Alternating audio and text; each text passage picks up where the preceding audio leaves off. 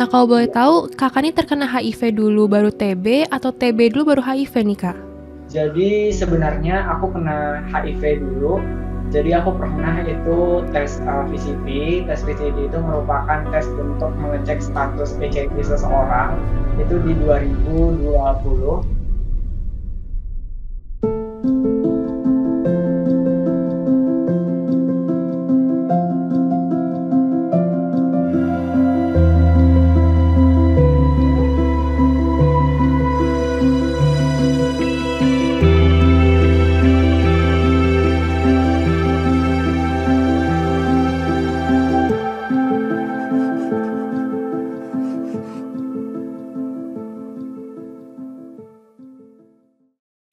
Oke, berarti tantangan terbesar selama kakak menjalani pengobatan tuh selama masa-masa kakak alergi itu ya, Kak ya? Iya, benar. Mungkin gimana nih, Kak, untuk semangat kakak gimana setelah kakak alergi bisa kakak bisa bangkit untuk tetap melanjutkan pengobatan ini, karena kan di awal-awal pengobatan ini berat banget ya, Kak. Kakak mengalami alergi reaksi yang lumayan kan ya, Kak. Gimana kakak akhirnya tetap percaya ke dokter untuk tetap melanjutkan pengobatan ini, Kak? Sebenarnya memang di awal-awal aku emang belum terlalu banyak keedukasi dan paham soal pengobatan dari TB ini tersendiri ya. Kayak aku pernah berpikir kayak oh mungkin kalau misalnya aku hentikan aja pengobatannya itu malah bisa memperbaiki aku gitu, karena emang masalahnya kemarin itu ya di alergi aja gitu. Gejala kayak batuk, sesak nafas itu tuh udah mulai berkurang gitu setelah dilakukan pengobatan dari dokternya waktu aku pulang dari dirawat inap itu. Jadi aku udah kayak badannya udah fit gitu kan, tetapi setelah dikasih pengobatan dengan OAT ini malah aku jadi menurun gitu loh, yang membuat aku kayak agak sedikit berpikir lain gitu loh ke pengobatannya. Nah setelah aku baca-baca lagi dan dokternya ngejelasin, akhirnya aku ngerti gitu loh, memang untuk kategori OAT itu ya termasuk obat yang kuat gitu. Jadi tubuh kita tuh memang butuh waktu untuk menerima, dan memang kata dokter itu dari awal dia ngomong untuk efek samping itu tidak permanen gitu. Ada fase di mana nanti kamu bakalan udah nggak ngerasain efek samping lagi gitu loh. Itu tuh yang membuat aku untuk semangat bangkit lagi untuk menyelesaikan pengobatan, untuk melanjutkan pengobatan kayak gitu sih Kak. Memang untuk apapun masalah yang dialami pasien, apalagi dengan kondisi TB kayak gini yang bener-bener unik ya, setiap orang juga kondisinya beda-beda, mulai dari efek samping ataupun gejala, tapi tetap pasti selalu ada solusi. Itu sih yang bikin aku tuh semangat terus gitu loh. Mungkin bisa diceritain kakak nih ngalamin apa aja nih, jadi bisa menyemangati sahabat-sahabat TB juga yang mungkin sedang masa pengobatan. Mungkin biar bisa sampai kakak nih, mungkin kan kakak udah sampai di bulan kelima ya, Kak, udah tinggal dikit Ya, lagi nih pengobatan TB-nya. Bisa tolong diceritakan, Kak? ya, untuk efek samping yang aku alami, yang paling kita mulai dari yang paling kecil dulu ya. Yang paling kecil sih itu kayak mual, itu obat TB yang merah itu. Kalau kalian mungkin belum tahu, obat TB yang merah itu dia tuh punya bau yang khas banget, yang ngebikin kita tuh kayak ngerasa males gitu buat minum obatnya.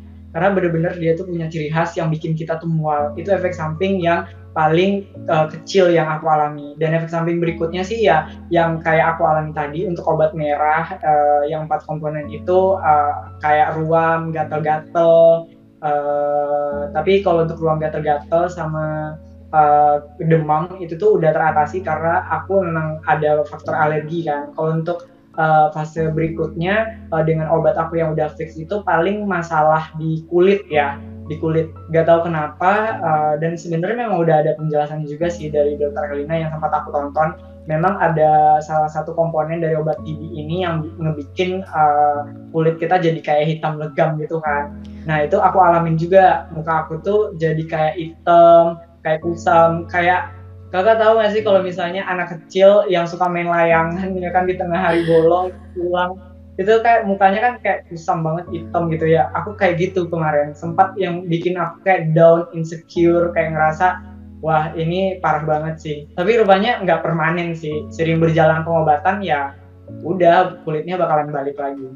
Tapi tipsnya nih dari aku nih, kalau misalnya kalian pernah ngalamin masalah kulit juga, pengen sama skincare, body care juga itu penting juga sih.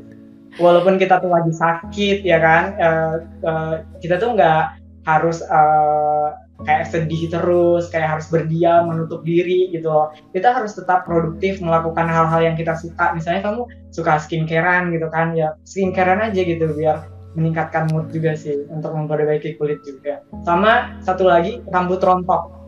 Rambut rontok yang parah banget.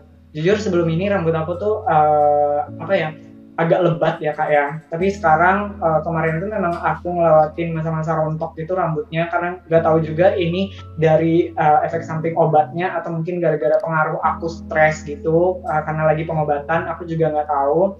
Akhirnya rambut aku tuh rontok parah banget. Itu sih kak untuk efek samping yang aku alami. Oke, apa nih yang membuat kakak tetap semangat untuk melanjutkan pengobatan? Apalagi kan kita lagi di masa produktif ya kak, di usia produktif. Kadang kita ngelihat kok tiba-tiba kulit kita kayak gini, kok tiba-tiba rambut kita rontok parah, kayak rasanya kita udah pakai skincare atau haircare tuh kayak tidak berfungsi ini kak. Mungkin kan itu kadang sering membuat kita putus asa ya kak. Apa gimana kakak nih biar tetap semangat nih melanjutkan pengobatan, tapi juga ikhtiar dengan skincare atau dengan haircare-nya itu bagaimana kak? Ya, yang pertama sih kita tuh harus percaya ya kalau misalnya untuk efek sampingnya ini nggak permanen, sering berjalannya pengobatan pasti nanti bakalan balik lagi apa-apa yang mungkin misalnya kita kulitnya jadi hitam, beruntusan, rambutnya rontok, pasti bakalan balik lagi. Lagian juga apa sih yang bisa kita harapkan dari orang yang mungkin lagi masa pengobatan? Kalian pengen kelihatan kayak orang Korea itu nggak bakalan bisa gitu loh. Intinya trust the process, kalian yakin aja kalau misalnya pengobatan ini, setelah pengobatan ini pasti bakalan ada hikmahnya gitu, pelajaran yang bisa kalian ambil. Intinya selalu berpikir positif aja biar kalian tuh tetap semangat untuk menjalankan pengobatan. Jangan pernah kayak ngerasa insecure ya guys ya. Itu aja sih kalau dari aku. Yang penting tetap semangat ya, udah dikasih kesempatan dari Tuhan untuk kita bisa melanjutkan kehidupan tuh, kita tetap patut syukuri ya kak ya. Nah oke kak, mungkin kan aku juga sering lihat nih, kakak nih sangat aktif di TikTok ya kak, untuk nyebarin informasi tentang TB dan B20 atau HIV ini kak. Apa sih kak yang memotivasi kakak untuk akhirnya memulai untuk membuat video, membuat konten-konten, berbagi kisah nih dengan teman-teman? Karena kan banyak banget ya di luar sana stigma tentang TBC, tentang HIV, itu bagaimana kakak memulai untuk buat video itu kak? Oke. Emang sebenarnya aku ngebuat account TikTok ini sebagai fungsinya untuk sharing aja ke teman-teman lain yang mungkin baru terdiagnosa baik TB ataupun HIV.